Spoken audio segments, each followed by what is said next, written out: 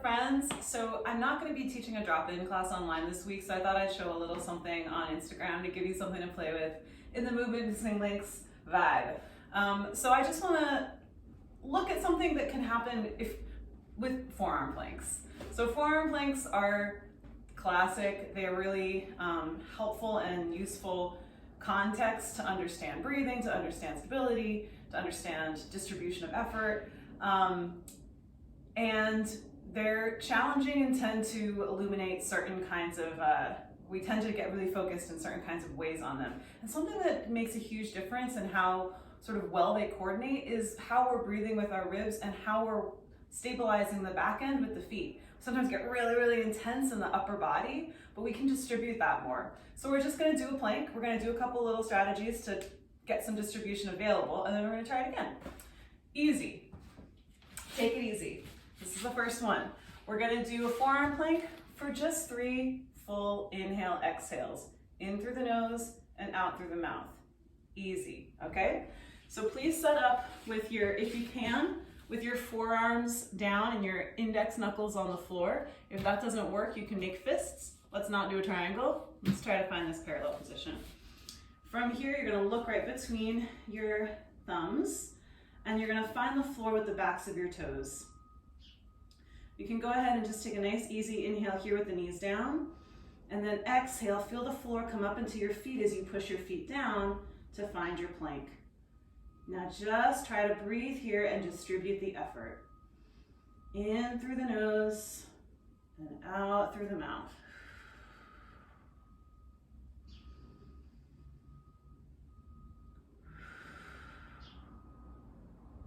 Even just doing easy breathing here can actually be really challenging. And gently let the knees come down after your third breath. So that was our assessment round, just seeing how it feels. Now what I'd like us to do is sit up against the wall, and we're gonna play with this concept that I talk a lot about, which is stretchy breathing. So the low back is really flush with the wall, and our feet are gonna be nice and spread. If you can have your feet and knees together here, cool. If that doesn't feel accessible, you can try to put a block or a pillow between your knees and just have them at whatever distance feels comfortable. If that doesn't work, you can also elevate your pelvis. There's different ways to make this feel accessible, right? Because what we want is ease and comfort here. So if you want to elevate your pelvis, put a block between your knees, whatever you need. This is the sort of most compressed version that, that we can also play with. So from here, we're gonna just breathe, and I wanna make the attention to how we're experiencing physically our contact points with the environment while we breathe. So rather than the mechanism of our breathing, which is what a lot of people will teach and is important, I think it's also really valuable to notice how our breath tactily is present, right? And how the environment can sort of support us in feeling held in our breathing. It makes a really big difference in how the nervous system processes stress. So in this position, what I'd like us to bring attention to is you breathe in through the nose, and even out through the nose for now, is spreading in your feet and spreading in your ribs. And in that spreading on the breath in, imagine that these surfaces of the floor and the wall are pressing into the spreading limbs, spreading body parts, and then as you breathe out, you're accepting them with that pressure, with that spreading. So you have an easy inhale, expanding, and experiencing that receiving as if this environment is helping fill you with air, like a balloon. And these are your access points to the pump. And then as you breathe out, you just settle into position with that. So what we're gonna play with is a little rotational breathing with this. So we can tip the knees to the right, still staying heavy into the wall, reach your arms forward, and leading with your eyeballs, your vision, gently turn your upper body to the right. So we're in a little spiral here, knees to the left, upper body to the right. Keep feeling that relaxed pressure into the wall and that spreading into the floor with the whole surface area of the feet. We'll take 3 breaths in through the nose and out through the mouth, where we're gonna bring the attention to feeling those tactile relationships with the spreading ribs and spreading feet on the inhales. Here we go, breathing in, feel that spreading. As you breathe out, feel the totality of your body softening into this strange position. Just experience the spiral. Inhale, expand, experience the floor and the wall pressing into you gently. Exhale, fully deflate. into the wall and the floor. Last time. And that deflate is not a collapse. It's a little bit more of an acceptance of where we are with the environment and with gravity. Take a nice easy breath in to come back to center. Cool. From there, you can take another block or something if you want and put it underneath your right calf muscle. We're just going to circle our ankle around. So this spreading in the feet and in the ribs has the conversation point through all the joints up the chain, through the spine, that kind of help us ground with our breath and our feet as we move through the world. So we get a little space in these ankles, we can get a little bit more communication in those regions and that sort of whole ecosystem of the body. So we're gonna just take 3 easy ankle circles here. FRC calls these cars. What's important is that you keep your leg nice and heavy, you keep your ribs nice and heavy, and you draw a circle in space with your foot. It's led by the heel relative to the back of the leg, not from the toes. So we go in, out, to the outside, and under.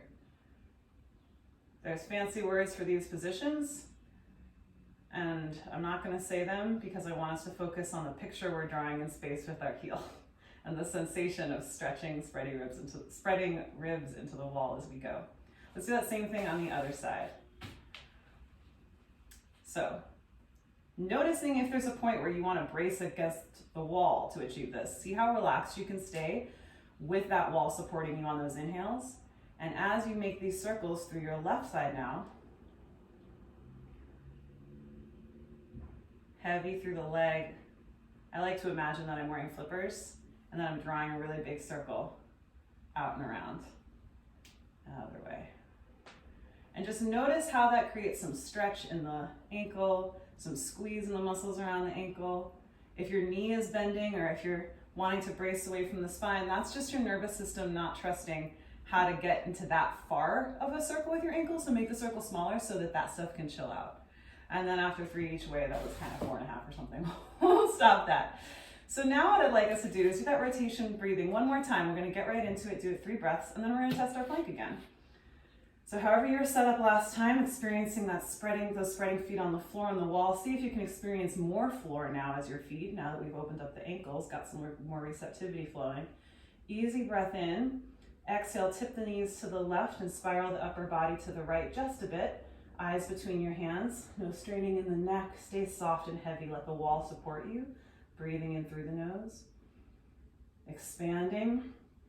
Exhale. Feel the spreading feet, feel the spreading ribs, feel the reaching shoulder blades.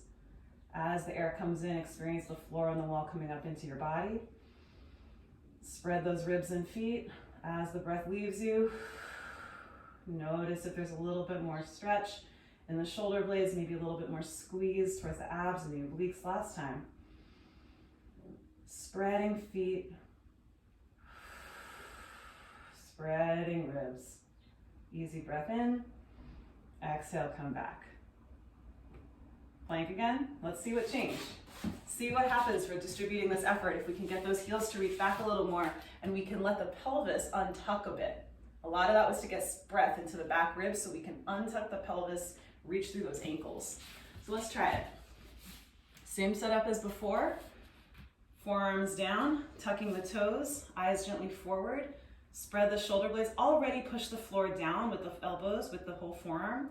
So we're not sitting here, but we're pushing the floor down. And feel the floor come up to you as you breathe in the forearms. And then as you breathe out, push it down with your feet. Lift the knees in so doing.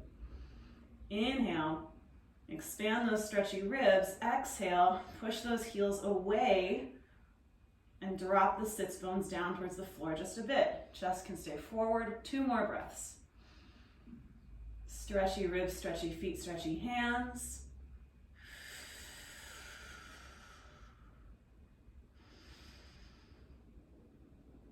Letting the knees come down.